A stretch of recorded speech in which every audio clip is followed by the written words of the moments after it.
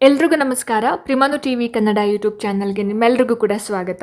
ಸ್ನೇಹಿತರೆ, ಇವತ್ತಿನ ವಿಡಿಯೋದಲ್ಲಿ ಯಾವ ವಿಚಾರದ ಬಗ್ಗೆ ಮಾತಾಡ್ತಿದ್ದೀನಿ ಅಂತ ಆಲ್ರೆಡಿ ನಿಮಗೆ ತಮ್ನೇಲ್ ನೋಡಿ ಗೊತ್ತಾಗಿರುತ್ತೆ ಅಥವಾ ನೋಟಿಫಿಕೇಶನ್ ನೋಡಿ ಗೊತ್ತಾಗಿರುತ್ತೆ. SKE ಅವರು ಇವಾಗ ಒಂದಷ್ಟು ಹುದ್ದೆಗಳಿಗೆ ನೇಮಕಾತಿಯನ್ನು ಮಾಡ್ಕೊಳ್ಳೋದಕ್ಕೆ ಸಲುವಾಗಿ ಒಂದು ಜ್ಞಾಪನ ಪತ್ರವನ್ನು ಬಿಡುಗಡೆ ಮಾಡಿದ್ದಾರೆ. ಯಾವಾಗ ಅಧಿಸೂಚನೆ ಆಗುತ್ತೆ, ಜೊತೆಗೆ ಎಷ್ಟು ಹುದ್ದೆಗಳಿದ್ದಾವೆ, HK ಭಾಗಕ್ಕೆ ಎಷ್ಟು ಹುದ್ದೆಗಳು ಕೊಟ್ಟಿದ್ದಾರೆ, ನಾನ್ HK ಭಾಗಕ್ಕೆ ಎಷ್ಟು ಹುದ್ದೆಗಳನ್ನ ಕೊಟ್ಟಿದ್ದಾರೆ, ಹಾಗೆಯೇ ಅರ್ಜಿ ಸಲ್ಲಿಸೋದಕ್ಕೆ ಪ್ರಾರಂಭ ದಿನಾಂಕ ಯಾವುದು, ಅರ್ಜಿ ಸಲ್ಲಿಸೋದಕ್ಕೆ ಕೊನೆಯ ದಿನಾಂಕ ಯಾವುದು, ವಿದ್ಯಾರ್ಹತೆ ಏನಿರಬೇಕು, ವಯೋಮಿತಿ ಎಷ್ಟಿರಬೇಕು, ಅರ್ಜಿಯ ಶುಲ್ಕ ಏನಿದೆ, ಹಾಗೆಯೇ ವೇತನ ಶ್ರೇಣಿ ಏನಿದೆ, ಅರ್ಜಿ ಸಲ್ಲಿಸ್ತಕ್ಕಂತಹ ಒಂದು ವಿಧಾನ ಏನು, ಪರೀಕ್ಷಾ ಕ್ರಮಗಳೇನು, ಹಾಗೆಯೇ ಪಠ್ಯಕ್ರಮ ಏನು, ಎಲ್ಲವನ್ನು ಕೂಡ ಇವತ್ತಿನ ವಿಡಿಯೋದಲ್ಲಿ ನೀಟಾಗಿ ಡಿಸ್ಕಸ್ ಮಾಡ್ತಾ ಹೋಗೋಣ.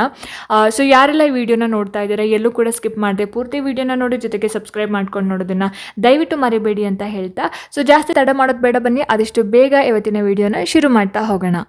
ಸ್ನೇಹಿತರೆ, ಹುದ್ದೆಗಳ ಸಂಖ್ಯೆ ಬಂದು ಎಷ್ಟಿದೆ ಅಂತ ಹೇಳಿದ್ರೆ 722 ಹುದ್ದೆಗಳ ಸಂಖ್ಯೆ ಇದೆ. ಆಯಿತಾ. ಸೊ ಓವರ್ ಆಲ್ ಇರೋದು HK ಆ್ಯಂಡ್ ನಾನ್ HK ಎರಡಕ್ಕೂ ಸಹ ಸಂಬಂಧಪಟ್ಟ ಹಾಗೆ 722 ಹುದ್ದೆಗಳು. ಸೊ ಈ ಒಂದು 722 ಹುದ್ದೆಗಳಲ್ಲಿ ಹೈದರಾಬಾದ್ ಕರ್ನಾಟಕ, ಕಲ್ಯಾಣ ಕರ್ನಾಟಕ ಅಂತ ಬಂದಾಗ 328 ಹುದ್ದೆಗಳು, ಹಾಗೆಯೇ ನಾನ್ HK ಅಂತ ಬಂದಾಗ 394 ಹುದ್ದೆಗಳು ಈ ರೀತಿಯಾಗಿ ಡಿವೈಡ್ ಮಾಡ್ಕೊಂಡಿದ್ದಾರೆ. ಆಯಿತಾ. 328 HK ಆ್ಯಂಡ್ 394 ಬಂದು ನಾನ್ HK ಅಂತ ಹೇಳ್ಬಿಟ್ಟು. ಸೊ ಇವಾಗ ಯಾವ್ಯಾವ ಹುದ್ದೆಗಳಿದಾವೆ ಅನ್ನೋದನ್ನ ನೋಡೋದಾದ್ರೆ, ಸೊ ನೀವಿಲ್ಲಿ ನೋಡ್ತಾ ಇರ್ಬೋದು, ಇದು ಯಾವಾಗ ಜ್ಞಾಪನ ಪತ್ರ ಬಿಡುಗಡೆಯಾಗಿರೋದು ಅಂತ ಹೇಳಿದ್ರೆ 4ನೇ ತಾರೀಕು 10ನೇ ತಿಂಗಳು 2025, ಅಂದರೆ ಇದೇ ತಿಂಗಳ 4ನೇ ತಾರೀಕು, ಅಕ್ಟೋಬರ್ 4ನೇ ತಾರೀಕಂದು ಬಿಡುಗಡೆ ಆಗಿರೋಂಥದ್ದು. ಏನಂತ ಇದೆ ಅಂತ ಹೇಳಿದ್ರೆ, ಉಳಿಕೆ, ಇದು ನಾನು ಇವಾಗ ಹೇಳ್ತಾ ಇರೋದು ಬಂದು ನಾನ್ HK. ಆಯಿತಾ. ಸೊ ಇಲ್ಲಿ ಉಳಿಕೆ ಮೂಲ ವೃಂದದಲ್ಲಿರುವಂತಹ ಖಾಲಿ ಇರುವ ವಿವಿಧ ವೃಂದದ ಹುದ್ದೆಗಳಿಗೆ ನೇರ ನೇಮಕಾತಿ ಮಾಡೋ ಸಂಬಂಧ ಕರ್ನಾಟಕದ ಪರೀಕ್ಷಾ ಪ್ರಾಧಿಕಾರದಿಂದ ಆನ್ಲೈನ್ ಮೂಲಕ ಅರ್ಜಿಗಳನ್ನು ಆಹ್ವಾನಿಸಿದೆ. ಸೊ ಅಭ್ಯರ್ಥಿಗಳು ಸದರಿ ಹುದ್ದೆಗಳ ನೇಮಕಾತಿ ಅರ್ಹತೆಯನ್ನು ಪಡೆಯಲು ಕರ್ನಾಟಕ ಪರೀಕ್ಷಾ ಪ್ರಾಧಿಕಾರವು ನಡೆಸುವ ಸ್ಪರ್ಧಾತ್ಮಕ ಪರೀಕ್ಷೆಗಳಿಗೆ ಹಾಜರಾಗಬೇಕು ಅಂತ. ಸೊ ಈ ಒಂದು SDFT ಹುದ್ದೆಗಳು ಅಂತ ಬಂದಾಗ ಯಾವ್ಯಾವ ಡಿಪಾರ್ಟ್ಮೆಂಟಲ್ಲಿ, ಯಾವ್ಯಾವ ಇಲಾಖೆಗಳಲ್ಲಿ ಇದಾವೆ ಅನ್ನೋದನ್ನು ನೋಡೋದಾದ್ರೆ, ನೀವಿಲ್ಲಿ ನೋಡ್ತಾ ಇರ್ಬೋದು, ಬೆಂಗಳೂರು ಅಭಿವೃದ್ಧಿ ಪ್ರಾಧಿಕಾರ, ಹಾಗೆಯೇ Karnataka soaps and detergent limited, ಮತ್ತು ರಾಜೀವ್ ಗಾಂಧಿ ಆರೋಗ್ಯ ವಿಜ್ಞಾನ ವಿಶ್ವವಿದ್ಯಾಲಯ, ಕಲ್ಯಾಣ ಕರ್ನಾಟಕ ರಸ್ತೆ ಸಾರಿಗೆ ನಿಗಮ, ವಾಯುವ್ಯ ಕರ್ನಾಟಕ ರಸ್ತೆ ಸಾರಿಗೆ ಸಂಸ್ಥೆ, ಕೃಷಿ ಮಾರಾಟ ಇಲಾಖೆ, ತಾಂತ್ರಿಕ ಶಿಕ್ಷಣ ಇಲಾಖೆ ಮತ್ತು ಶಾಲಾ ಶಿಕ್ಷಣ ಇಲಾಖೆ ಪದವಿ ಪೂರ್ವ, ಅಂದರೆ ಕಾಲೇಜ್ ಪದವಿ ಪೂರ್ವ ಅಂತ ಹೇಳಿದ್ರೆ ಆಫ್ಟರ್ 10th 2 years ಏನಿದೆ PUC ಪದವಿ ಪೂರ್ವ ಕಾಲೇಜುಗಳು ಅಂತ. ಸೊ ಇದಕ್ಕೆ ಸಂಬಂಧಪಟ್ಟ ಹಾಗೆ ಒಂದೊಂದು ಇಲಾಖೆಯಲ್ಲೂ ಎಷ್ಟೆಷ್ಟು ಏನು ವೇಕೆನ್ಸೀಸ್ ಇದಾವೆ ಅಂತ ಇಲ್ಲಿ ಕೊಟ್ಟಿದ್ದಾರೆ ನೋಡಿ. ಇಲ್ಲಿ ಬೆಂಗಳೂರು ಪ್ರಾಧಿಕಾರ ಇಲಾಖೆಯಲ್ಲಿ ಖಾಲಿ ಇರತಕ್ಕಂತಹ ಹುದ್ದೆಗಳು ಬಂದ್ಬಿಟ್ಟು, ಸೊ ಪ್ರಥಮ ದರ್ಜೆ ಸಹಾಯಕರು 4 ಇದೆ, ಮತ್ತು ದ್ವಿತೀಯ ದರ್ಜೆ ಸಹಾಯಕರು 14 ಇದೆ. ಸೊ ಟೋಟಲ್ ಆಗಿ 18 ಹುದ್ದೆಗಳಿರುವಂಥದ್ದು. ಆಯಿತಾ. Next Karnataka soaps and detergent ಲಿಮಿಟೆಡ್ನಲ್ಲಿ ಖಾಲಿ ಇರುವಂತಹ ಹುದ್ದೆಗಳ ಸಂಖ್ಯೆ ಬಂದ್ಬಿಟ್ಟು ನೋಡಿ ಇಲ್ಲಿ, ಅಧಿಕಾರಿ ಅಂತ ಬಂದಾಗ ಇದು ಗ್ರೂಪ್ B ಆಗಿರುತ್ತೆ, 7 ಇದೆ. ಹಾಗೆಯೇ ಕಿರಿಯ ಅಧಿಕಾರಿ ಅಂತ ಬಂದಾಗ 2, ಕಿರಿಯ ಅಧಿಕಾರಿ ಸಂಶೋಧನೆ ಮತ್ತು ಅಭಿವೃದ್ಧಿ ಬೆಂಗಳೂರು ಸಂಕೀರ್ಣ ಇದು 1 ಹುದ್ದೆ ಇರೋವಂಥದ್ದು. ಕಿರಿಯ ಅಧಿಕಾರಿ ಬಂದು 2, ಮತ್ತು ಕಿರಿಯ ಅಧಿಕಾರಿ ಸಾಮಗ್ರಿ ಉಗ್ರಾಣ ವಿಭಾಗ ಬೆಂಗಳೂರು ಸಂಕೀರ್ಣ 2. ಸೊ ಟೋಟಲ್ ಆಗಿ 14 ಹುದ್ದೆಗಳು. ಸೊ ಇಲ್ಲಿ ನಿಮಗೆ ಸ್ಯಾಲ್ರಿ ಬಂದು ನೋಡಿಲಿ 40,000ದಿಂದ 78,000 ತನಕ ಇದೆ. ಇದು 61,000. ಸೊ 40+ ಇದೆ. ಸೊ 40+ ಮತ್ತು 1 lakh ತನಕ ರೀಚ್ ಮಾಡ್ಬೋದು. ಇಲ್ಲಿ ಬೆಂಗಳೂರು ಅಭಿವೃದ್ಧಿ ಪ್ರಾಧಿಕಾರ ಅಂತ ಬಂದಾಗ 27,000ರಿಂದ 52,000 ತನಕ ಇದೆ. ಆ್ಯಂಡ್ ದ್ವಿತೀಯ ದರ್ಜೆ ಸಹಾಯಕರು ಅಂತ ಬಂದಾಗ 41,000ರಿಂದ 42,000 ತನಕ ಇರುವಂಥದ್ದು. ಆಯಿತಾ. ನೆಕ್ಸ್ಟ್ ಇಲ್ಲಿ ನೋಡಿ, ರಾಜೀವ್ ಗಾಂಧಿ ಆರೋಗ್ಯ ವಿಜ್ಞಾನಗಳ ವಿಶ್ವವಿದ್ಯಾಲಯ, ಸೊ ಬೆಂಗಳೂರು, ಇಲ್ಲಿ ಖಾಲಿರ್ತಕ್ಕಂತಹ ಒಂದು ಹುದ್ದೆ ಜೂನಿಯರ್ ಪ್ರೋಗ್ರಾಮರು, ಸಹಾಯಕ ಇಂಜಿನಿಯರ್. ಜೂನಿಯರ್ ಪ್ರೋಗ್ರಾಮರ್ ಬಂದು 4, ಸಹಾಯಕ ಇಂಜಿನಿಯರ್ ಬಂದು 1, ಸಹಾಯಕ ಗ್ರಂಥಪಾಲಕ ಇದು ಗ್ರೂಪ್ C ಗೆ ಬರುತ್ತೆ 1, ಹಾಗೆಯೇ ಸಹಾಯಕ ಗ್ರೂಪ್ C ಗೆ ಬರುತ್ತೆ 11 ಇದೆ, ಮತ್ತು ಕಿರಿಯ ಸಹಾಯಕ ಗ್ರೂಪ್ C 23 ಇದೆ. ಸೊ ಟೋಟಲ್ ಆಗಿ 40. ಸೊ ಇಲ್ಲಿ ಏನು ವೇತನ ಅಂತ ಬಂದಾಗ 40+ ಇದೆ. ಸೊ ಒಂದು ಮಾತ್ರ ಸಹಾಯಕ ಗ್ರಂಥಪಾಲಕ ಅಂತ ಬಂದಾಗ 30,350 ರೂಪಾಯಿಂದ ಶುರುವಾಗುತ್ತೆ. ಹಾಗೆಯೇ ಕಿರಿಯ ಸಹಾಯಕ ಅಂತ ಬಂದಾಗ 21,400 ರೂಪಾಯಿ. ಸೊ ಇದೆಲ್ಲ ಯಾವ ಕಡಿಮೆ ಅಮೌಂಟ್ ಅಲ್ವೇ ಅಲ್ಲ. ಸ್ಯಾಲ್ರಿ ಕಂಪೇರ್ ಮಾಡಿದ್ರೆ, ಇವಾಗ ಗೆಸ್ಟ್ ಟೀಚರ್ಸ್ ಏನು ತೊಗೊತಿದ್ದೀರಾ ಅವ್ರಿಗೆ ಕಂಪೇರ್ ಮಾಡಿದ್ರೆ ಇದು ಕಡಿಮೆ ಅಮೌಂಟ್ ಅಲ್ಲ. ಸೊ ಇದಿಷ್ಟು ಏನು ಯೂನಿವರ್ಸಿಟಿಯಲ್ಲಿ ಕೆಲಸ ಏನು ವೇಕೆನ್ಸೀಸ್ ಇದ್ದಾವೆ ಅಂತ. ಸೊ ನೆಕ್ಸ್ಟು ಕಲ್ಯಾಣ ಕರ್ನಾಟಕ ರಸ್ತೆ ಸಾರಿಗೆ ನಿಗಮದಲ್ಲಿ ಖಾಲಿ ಇರ್ತಕ್ಕಂತಹ ಹುದ್ದೆಗಳು ಅಂತ ಬಂದಾಗ, ಸಹಾಯಕ ಲೆಕ್ಕಿಗ ಅಂತ ಬಂದಾಗ 3 ಹುದ್ದೆಗಳಿದ್ದಾವೆ, ಆ್ಯಂಡ್ ನಿರ್ವಾಹಕ ಅಂತ ಬಂದಾಗ 60 ಇದ್ದಾವೆ. ಸೊ ಟೋಟಲ್ ಆಗಿ 63 ಇದ್ದಾವೆ. ಆಯಿತಾ. ಸೊ ಇಲ್ಲಿ ಸಹಾಯಕ ಲೆಕ್ಕಿಗ ಅಂತ ಬಂದಾಗ 23,990ರಿಂದ ಶುರುವಾಗುತ್ತೆ ಸ್ಯಾಲ್ರಿ, ಆ್ಯಂಡ್ ನಿರ್ವಾಹಕ ಅಂತ ಬಂದಾಗ 18,660 ರೂಪಾಯಿಂದ ಶುರುವಾಗುತ್ತೆ. ಆಯಿತಾ. ಸೊ ನೆಕ್ಸ್ಟ್ ನೋಡಿ, ಇಲ್ಲಿ ವಾಯುವ್ಯ ಕರ್ನಾಟಕ ರಸ್ತೆ ಸಾರಿಗೆ ಸಂಸ್ಥೆಯಲ್ಲಿ ದರ್ಜೆ 3 ವೃಂದದಲ್ಲಿ ಖಾಲಿ ಖಾಲಿರ್ತಕ್ಕಂತಹ ಹುದ್ದೆಗಳು ಟೋಟಲ್ ಆಗಿ 19 ಹುದ್ದೆಗಳು. ಯಾವ್ಯಾವುದು? ಸಹಾಯಕ ಸಂಚಾರ ನಿರೀಕ್ಷಕ 15 ಹುದ್ದೆಗಳಿದ್ದಾವೆ. ಹಾಗೆಯೇ ಸಹಾಯಕ ಸಂಚಾರ ನಿರೀಕ್ಷಕ ಹಿಂಬಾಕಿ 4 ಹುದ್ದೆಗಳಿದ್ದಾವೆ. ಆಯ್ತಾ? ಸೊ ಟೋಟಲ್ ಆಗಿ 19. ಇಲ್ಲಿ ನಿಮಗೆ ವೇತನ ಶ್ರೇಣಿ ಬಂದು 22,390. ಸೊ ಇಬ್ಬರಿಗೂ ಕೂಡ ಸೇಮ್ ಇರುತ್ತೆ. ಆಯ್ತಾ? ಅಂದರೆ ಸಹಾಯಕ ಸಂಚಾರ ನಿರೀಕ್ಷಕ ಮತ್ತು ಹಿಂಬಾಕಿ ಇಬ್ಬರಿಗೂ ಕೂಡ ಸೇಮ್ ಇರುತ್ತೆ. ಸೊ ನೆಕ್ಸ್ಟ್ ಕೃಷಿ ಮಾರಾಟ ಇಲಾಖೆಯಲ್ಲಿ ಖಾಲಿ ಇರ್ತಕ್ಕಂತಹ ಹುದ್ದೆಗಳು ಅಂತ ಬಂದಾಗ ಇಲ್ಲಿ ನೋಡಿ, 180 ಟೋಟಲ್ ಹುದ್ದೆಗಳಿರುವಂಥದ್ದು. ಸೊ ಮೊದಲನೇದು ಸಹಾಯಕ ಅಭಿಯಂತರರು ಸಿವಿಲ್. ಸೊ ಇದು ಗ್ರೂಪ್ ಬಿಗೆ ಬರುತ್ತೆ, 10 ಇದ್ದಾವೆ. ಆ್ಯಂಡ್ ಕಿರಿಯ ಅಭಿಯಂತರರು ಸಿವಿಲ್ ಬರುತ್ತೆ, ಮತ್ತು 5 ಹುದ್ದೆಗಳಿರುವಂಥದ್ದು. ಮಾರುಕಟ್ಟೆ ಮೇಲ್ವಿಚಾರಕರು ಬಂದು 30 ಇದೆ. ಆ್ಯಂಡ್ ಪ್ರಥಮ ದರ್ಜೆ ಸಹಾಯಕರು 30, ದ್ವಿತೀಯ ದರ್ಜೆ ಸಹಾಯಕರು 30, ಮತ್ತು ಮಾರಾಟ ಸಹಾಯಕರು ಅಂತ ಬಂದಾಗ 75, ಟೋಟಲ್ ಆಗಿ 180 ಇದೆ. ಸೊ ಇಲ್ಲಿ ವೇತನ ಶ್ರೇಣಿ ಅಂತ ಬಂದಾಗ ಸಹಾಯಕ ಅಭಿಯಂತರರು ಬಂದು 69,250ರಿಂದ 1,34,200 ರೂಪಾಯಿ. ಮತ್ತು ಕಿರಿಯ ಅಭಿಯಂತರರು ಅಂತ ಬಂದಾಗ 54,000.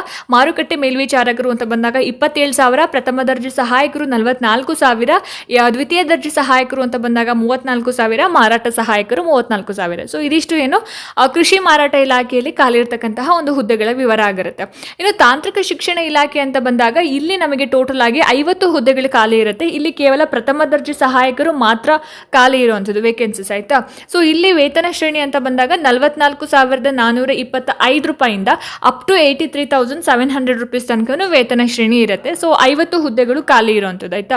ಸೊ ನೆಕ್ಸ್ಟು ನೋಡಿ, ಇಲ್ಲಿ ಶಾಲಾ ಶಿಕ್ಷಣ ಇಲಾಖೆ ಪದವಿ ಪೂರ್ವ. ಸೊ ಇಲ್ಲಿ ಬಂದು 10 ಹುದ್ದೆಗಳು ಖಾಲಿ ಇರುವಂಥದ್ದು. ಗ್ರಂಥಪಾಲಕರು, ಲೈಬ್ರರಿಯನ್ನು. ಸೊ ಇದು ಗ್ರೂಪ್ ಸಿಗೆ ಬರುತ್ತೆ. ಸೊ 10 ಹುದ್ದೆಗಳು ಇರೋವಂಥದ್ದು. ಇಲ್ಲಿ ವೇತನ ಶ್ರೇಣಿ ಅಂತ ಬಂದಾಗ 33,450ರಿಂದ ಅಪ್ ಟು 62,600 ರೂಪೀಸ್ ತನಕನೂ ಇರುತ್ತೆ. ಸೊ ಇದಿಷ್ಟು ಏನು ಗ್ರಂಥಪಾಲಕರು ಹುದ್ದೆಗೆ ಸಂಬಂಧಪಟ್ಟಾಗೆ. ಸೊ ವಿದ್ಯಾರ್ಹತೆ ಏನು ಹಾಗಾದರೆ ನಿಮಗೆ ಎಷ್ಟು ಹುದ್ದೆಗಳಿದೆ ಅಂತ ಗೊತ್ತಾಯಿತು, ಜೊತೆಗೆ ಏನು ವಿದ್ಯಾರ್ಹತೆ ಅಂತಲೂ ಕೂಡ ಗೊತ್ತಾಯಿತು.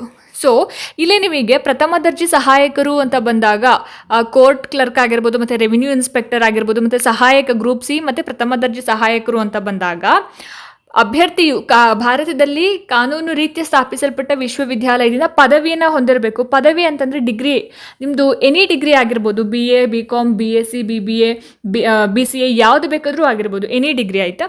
ಸೊ ಇದಿಷ್ಟು. ಆ್ಯಂಡ್ ನೆಕ್ಸ್ಟು ದ್ವಿತೀಯ ದರ್ಜೆ ಸಹಾಯಕರು ಮತ್ತು ಮಾರಾಟ ಸಹಾಯಕರು ಮತ್ತು ಕಿರಿಯ ಸಹಾಯಕರು ಗ್ರೂಪ್ ಸಿ ಅಂತ ಬಂದಾಗ ಇಲ್ಲಿ ದ್ವಿತೀಯ PUC ಅಥವಾ ತತ್ಸಮಾನ.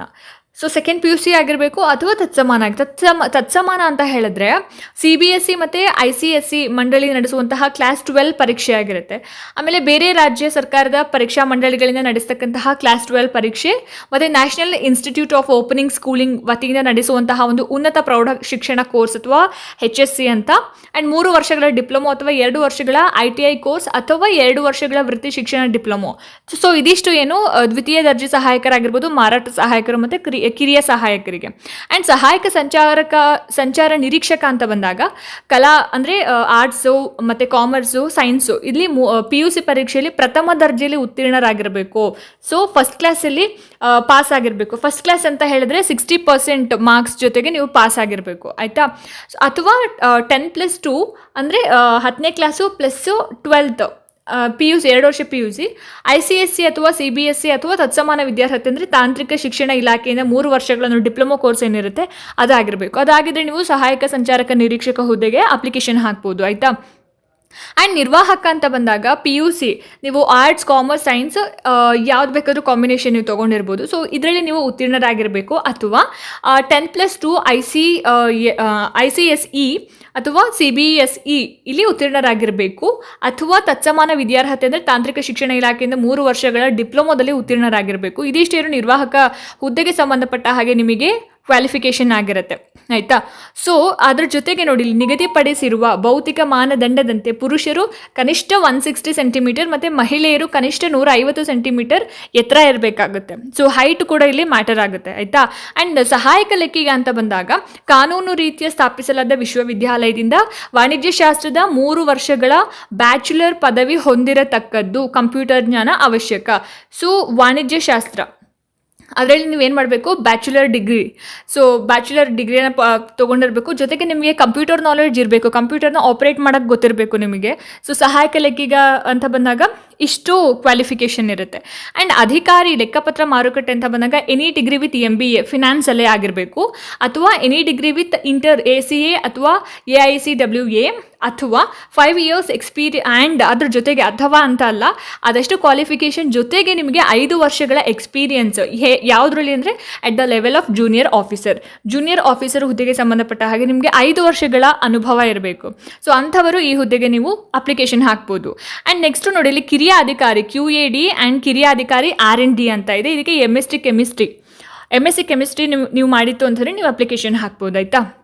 ಆ್ಯಂಡ್ ನೆಕ್ಸ್ಟ್ ನೋಡಿ, ಕಿರಿಯ ಅಧಿಕಾರಿ ಉತ್ಪಾದನೆ ಮತ್ತು ನಿರ್ವಹಣೆ ಅಂತ ಬಂದಾಗ BE ಅಥವಾ BTech ಆಗಿರಬೇಕು. ಅದರಲ್ಲೂ ಕೂಡ ಕೆಮಿಕಲ್, ಇಂಡಸ್ಟ್ರಿಯಲ್, ಎಲೆಕ್ಟ್ರಿಕಲ್, IP ಅಥವಾ MSc ಕೆಮಿಸ್ಟ್ರಿ ಆಗಿರಬೇಕು. ಸೊ ಇದಿಷ್ಟು ಕ್ವಾಲಿಫಿಕೇಷನ್ನು. ಆಮೇಲೆ ಸಹಾಯಕ ಗ್ರಂಥಪಾಲಕ ಅಂತ ಬಂದಾಗ must passes a master degree in library science and information science by a university established by law in India or equivalent qualification. So ನೀವೇನು ಮಾಡಬೇಕಾಗುತ್ತೆ, library science master degree complete ಮಾಡಿರಬೇಕು, ಲೈಬ್ರರಿ ಸೈನ್ಸ್ ಮತ್ತು information ಸೈನ್ಸಲ್ಲಿ.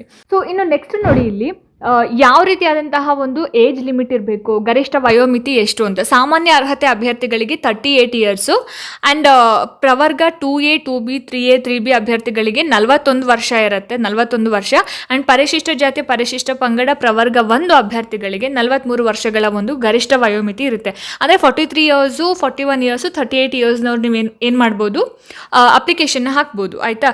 So ಅದಕ್ಕೆ ಸಂಬಂಧಪಟ್ಟ ಹಾಗೆ ಆಮೇಲೆ ಏನು ಸಹಾಯಕ ಸಂಚಾರ ನಿರೀಕ್ಷಕ ಹುದ್ದೆಗಳಿಗೆ ಸಂಬಂಧಪಟ್ಟ ಹಾಗೆ ಆಗಲೇ ಹೇಳ್ದಂಗೆ ದೇಹದ ಅಡಿತ ಎಷ್ಟಿರಬೇಕು ಅಥವಾ ತೂಕ ಎತ್ತರ ಎಷ್ಟಿರಬೇಕಂತ. ಪುರುಷರು ಅಂತ ಬಂದಾಗ 163 ಸೆಂಟಿಮೀಟರ್ 55 kg ಇರಬೇಕು, ಅಂದರೆ ತೂಕ ಇರಬೇಕು. ಮಹಿಳೆಯರು 153 ಸೆಂಟಿಮೀಟರ್ ಪ್ಲಸ್ 50 kg ಇರಬೇಕು, 50 kg ಇರಬೇಕಾಗುತ್ತೆ. ಇನ್ನು ಇದಕ್ಕೆ ಸಂಬಂಧಪಟ್ಟ ಹಾಗೆ ಪ್ರಶ್ನೆ ಪತ್ರಿಕೆ ಮತ್ತು ಪಠ್ಯಕ್ರಮವನ್ನು ಕೂಡ ಕೊಟ್ಟಿದ್ದಾರೆ. ಜೂನಿಯರ್ ಪ್ರೋಗ್ರಾಮರ್ ಮತ್ತು ಸಹಾಯಕ ಅಭಿಯಂತರರು, ಸಹಾಯಕ ಇಂಜಿನಿಯರ್ ಮತ್ತು ಮಾರುಕಟ್ಟೆ ಮೇಲ್ವಿಚಾರಕರು ಅಂತ ಬಂದಾಗ ಪೇಪರ್ 1 ಆ್ಯಂಡ್ ಪೇಪರ್ 2 ಇರುತ್ತೆ. ಸೊ ನಿಮಗೆ ಪೇಪರ್ 2 ಬಂದು 300 ಮಾರ್ಕ್ಸಿಗೆ, ಪೇಪರ್ 1 ಬಂದು 300 ಮಾರ್ಕ್ಸಿಗೆ ಇರುತ್ತೆ, ಆಯಿತಾ. ಸೊ 2 ಅವರ್ ನಿಮಗೆ ಟೈಮ್ನ ಕೊಡ್ತಾರೆ. ಇಲ್ಲಿ ನಿರ್ದಿಷ್ಟ ಪತ್ರಿಕೆ ನಿಮ್ಮ ಒಂದು ಸ್ಪೆಸಿಫಿಕ್ ಸಬ್ಜೆಕ್ಟು, ಮತ್ತು ಪೇಪರ್ 1 ಬಂದು ಸಾಮಾನ್ಯ ಪತ್ರಿಕೆ GK ಪೇಪರ್ ಆಗಿರುತ್ತೆ. ಆ್ಯಂಡ್ ನೆಕ್ಸ್ಟ್ ಇಲ್ಲಿ ನೋಡಿ, ಇಲ್ಲಿ ಪ್ರಥಮ ದರ್ಜೆ ಸಹಾಯಕರು ಮತ್ತು ಸಹಾಯಕ ಗ್ರಂಥಪಾಲಕ, ಸಹಾಯಕ ಲೆಕ್ಕಿಗ, ಕಿರಿಯ ಅಧಿಕಾರಿ, ಗ್ರಂಥಪಾಲಕ ಮತ್ತು ಕಿರಿಯ ಅಭಿಯಂತರರು ಅಂತ ಬಂದಾಗ ನಿಮಗೆ ಪೇಪರ್ 1 ಆ್ಯಂಡ್ ಪೇಪರ್ 2 ಇರುತ್ತೆ. ಸೊ ಪೇಪರ್ 1 ಬಂದು 100 ಮಾರ್ಕ್ಸಿಗೆ ಇರುತ್ತೆ, 2 hours ಇರುತ್ತೆ. ಪೇಪರ್ 2 ಬಂದು 100 ಮಾರ್ಕ್ಸಿಗೆ ಇರುತ್ತೆ, 2 hours ಇರುತ್ತೆ. ಸೊ ಇದೆಲ್ಲ ಏನಂತಂದರೆ ಪೇಪರ್ 1 ಬಂದು ನಿಮಗೆ GK ಕ್ವೆಶನ್ ಪೇಪರ್ ಆಗಿರುತ್ತೆ. ಆ್ಯಂಡ್ ಪೇಪರ್ 2 ಬಂದು ಕಮ್ಯುನಿಕೇಷನ್, ಕನ್ನಡ, ಸಾಮಾನ್ಯ ಇಂಗ್ಲೀಷ್ ಮತ್ತು ಕಂಪ್ಯೂಟರ್ ಜ್ಞಾನ ಆಗಿರುತ್ತೆ. ಆ್ಯಂಡ್ ಕಿರಿಯ ಅಧಿಕಾರಿ QAD ಅವರಿಗೆ ಪತ್ರಿಕೆ 2 ಬಂದುಬಿಟ್ಟು ಸ್ಪೆಸಿಫಿಕ್ ಪೇಪರ್ ಆಗಿರುತ್ತೆ. ಸೊ ನಿಮಗೆ ಕೆಮಿಸ್ಟ್ರಿ, MSc ಕೆಮಿಸ್ಟ್ರಿ ಅಂತ ಹೇಳಿದ್ದಲ್ಲ, ಸೊ ಅದಕ್ಕೆ ಸಂಬಂಧಪಟ್ಟ ಹಾಗೆ 100 ಮಾರ್ಕ್ಸ್ಗೆ 2 hours ಇರುತ್ತೆ, ಆಯಿತಾ. ಆ್ಯಂಡ್ ಪೇಪರ್ 2 ಅಂತ ಬಂದಾಗ ನಿಮಗೆ 100 ಸ್ಪೆಸಿಫಿಕ್ ಪೇಪರ್ಸು 100 ಮಾರ್ಕ್ಸ್ಗೆ 2 hour ಇರೋ ಅಂಥದ್ದು. ಸೊ ನೆಕ್ಸ್ಟು ಇಲ್ಲಿ ನೋಡಿ, ಇಲ್ಲಿ ಕಿರಿಯ ಅಧಿಕಾರಿ ಉತ್ಪಾದನೆ ಮತ್ತು ನಿರ್ವಹಣೆ ಪತ್ರಿಕೆ 2 ಅವರಿಗೆ ಸ್ಪೆಸಿಫಿಕ್ ಪೇಪರು 100 ಮಾರ್ಕ್ಸ್ 2 hours ಇರುತ್ತೆ. ಸೊ ನೆಕ್ಸ್ಟು ದ್ವಿತೀಯ ದರ್ಜೆ ಸಹಾಯಕರು, ಕಿರಿಯ ಸಹಾಯಕ ಸಂಚಾರ ನಿರೀಕ್ಷಕರು ಮತ್ತು ನಿರ್ವಾಹಕ ಹುದ್ದೆಗಳಿಗೆ ಇಲ್ಲಿನೂ ಕೂಡ ನಿಮಗೆ ಪೇಪರ್ 1 ಪೇಪರ್ 2 ಇರುತ್ತೆ. ನಿಮಗೆ ಪೇಪರ್ 1 GK ಪೇಪರ್ ಆಗಿರುತ್ತೆ, ಪೇಪರ್ 2 ಕಮ್ಯುನಿಕೇಷನ್ ಪೇಪರ್ ಆಗಿರುತ್ತೆ. 100 ಮಾರ್ಕ್ಸು 2 hours ಇರುತ್ತೆ. ಸೊ 200 ಮಾರ್ಕ್ಸಿಗೆ, ಆಯಿತಾ. ಆಮೇಲೆ ನೆಗೆಟಿವ್ ಮಾರ್ಕಿಂಗ್ ಇರುತ್ತಾ ಅಂತ ಕೇಳಿದರೆ ಇಲ್ಲೇ ನೋಡಿ, ಇಲ್ಲಿ ಸ್ಪರ್ಧಾತ್ಮಕ ಪರೀಕ್ಷೆ ಪ್ರಶ್ನೆ ಪತ್ರಿಕೆಗಳಲ್ಲಿನ ಪ್ರತಿಯೊಂದು ಪ್ರಶ್ನೆಗೂ 4 ಪರ್ಯಾಯ ಉತ್ತರಗಳಿರುತ್ತೆ, ಅಂದರೆ 4 ಆಪ್ಷನ್ಸ್ ಇರುತ್ತೆ. ಅಭ್ಯರ್ಥಿ ಯಾವುದಾದ್ರೂ ಒಂದು ಸರಿ ಉತ್ತರವನ್ನು ಮಾತ್ರ ಆಯ್ಕೆ ಮಾಡಬೇಕು. ಪ್ರತಿ ತಪ್ಪು ಉತ್ತರಕ್ಕೆ 4ನೇ 1 ಅಂಶದಷ್ಟು ಅಂಕಗಳನ್ನು ಕಟ್ ಮಾಡುತ್ತೆ, ಅಂದರೆ ಕಳೆಯಲಾಗುತ್ತೆ, ಅಂದರೆ ನೆಗೆಟಿವ್ ಮಾರ್ಕಿಂಗ್ ಇದೆ ಅಂತ ಅರ್ಥ. ಸೊ ಇನ್ನು ಇದಕ್ಕೆ ಸಂಬಂಧಪಟ್ಟ ಹಾಗೆ ಇವಾಗ ನಾನು ಹೇಳಿದ್ದು ನಾನ್ HKಯಲ್ಲಿ ಎಷ್ಟು ಹುದ್ದೆಗಳು ಖಾಲಿ ಇದ್ದಾವೆ ಅಂತ. ಇವಾಗ HK ಅಂತ ಬಂದಾಗ ನೀವು ಇಲ್ಲಿ ನೋಡ್ತಾ ಇರ್ಬೋದು, ಇದು ಕೂಡ 4ನೇ ತಾರೀಕಲ್ಲೇ ಜ್ಞಾಪನ ಪತ್ರ ಬಿಡುಗಡೆ ಆಗಿರುವಂಥದ್ದು. ಬೆಂಗಳೂರು ಅಭಿವೃದ್ಧಿ ಪ್ರಾಧಿಕಾರ, Karnataka soaps and detergent limited, Rajiv Gandhi ಆರೋಗ್ಯ ವಿಜ್ಞಾನಗಳ ವಿಶ್ವವಿದ್ಯಾಲಯ, ಕಲ್ಯಾಣ ಕರ್ನಾಟಕ ರಸ್ತೆ ಸಾರಿಗೆ ನಿಗಮ ಮತ್ತು ತಾಂತ್ರಿಕ ಶಿಕ್ಷಣ ಇಲಾಖೆ, 5 ಇಲಾಖೆಗಳಲ್ಲಿ ಖಾಲಿ ಹುದ್ದೆಗಳು ಇರೋವಂಥದ್ದು. ಸೊ ಎಷ್ಟು ಅಂತ ಹೇಳಿದ್ರೆ ನೋಡಿ, ಇಲ್ಲಿ 7 ಹುದ್ದೆಗಳಿದ್ದಾವೆ. ಮೊದಲನೇದು ಬೆಂಗಳೂರು ಅಭಿವೃದ್ಧಿ ಪ್ರಾಧಿಕಾರ. And next Karnataka soaps and detergent ಲಿಮಿಟೆಡ್ನಲ್ಲಿ 21 ಹುದ್ದೆಗಳಿದ್ದಾವೆ. ಹಾಗೆ ಹಾಗೆಯೇ ರಾಜೀವ್ ಗಾಂಧಿ ಆರೋಗ್ಯ ವಿಜ್ಞಾನಗಳ ವಿಶ್ವವಿದ್ಯಾಲಯದಲ್ಲಿ 4 ಹುದ್ದೆಗಳಿರುವಂಥದ್ದು. ಆ್ಯಂಡ್ ಕಲ್ಯಾಣ ಕರ್ನಾಟಕ ರಸ್ತೆ ಸಾರಿಗೆ ನಿಗಮದಲ್ಲಿ 253 ಹುದ್ದೆಗಳಿರುವಂಥದ್ದು. ಜೊತೆಗೆ ತಾಂತ್ರಿಕ ಶಿಕ್ಷಣ ಇಲಾಖೆಯಲ್ಲಿ ಒಟ್ಟು 43 ಹುದ್ದೆಗಳು ಇರುವಂಥದ್ದು. ಸೊ ಇನ್ನೂ ಇದಕ್ಕೆ ವಿದ್ಯಾರ್ಹತೆ ಅದೆಲ್ಲ ಸೇಮ್ ಇರುತ್ತೆ, ಆಯಿತಾ, ಒಂದೇ ಥರ ಇರುತ್ತೆ. ಆ್ಯಂಡ್ ಏನು ಹುದ್ದೆಗಳ ಸಂಖ್ಯೆ ಮಾತ್ರ ಸ್ವಲ್ಪ ಚೇಂಜ್ ಇರುತ್ತೆ. ಅಲ್ಲಿ ಸ್ವಲ್ಪ ಕಡಿಮೆ ಇರುತ್ತೆ, ಇಲ್ಲಿ ಸ್ವಲ್ಪ ಜಾಸ್ತಿ ಇರುತ್ತೆ, ಆ ರೀತಿಯಾಗಿ. ಸೊ ಇದು ಒಂದು ನಿಮಗೆ ಏನು ನೋಟಿಫಿಕೇಶನ್ ಬೇಕು ಅಂತಂದರೆ ನಾನು ಲಿಂಕ್ನ ನಾನು ಡಿಸ್ಕ್ರಿಪ್ಷನಲ್ಲಿ ಹಾಕಿರ್ತೀನಿ. ಸೊ ನೀವು ನೀಟಾಗಿ ಕುತ್ಕೊಂಡು ಓದ್ಕೋಬೋದು, ಆಯಿತಾ. ಸೊ ಹೋಪ್ ಈ ವಿಡಿಯೋ ನಿಮಗೆ ಇಷ್ಟ ಆಗಿದೆ, ಅನುಕೂಲ ಆಗಿದೆ ಅಂತ ಭಾವಿಸ್ತೀನಿ.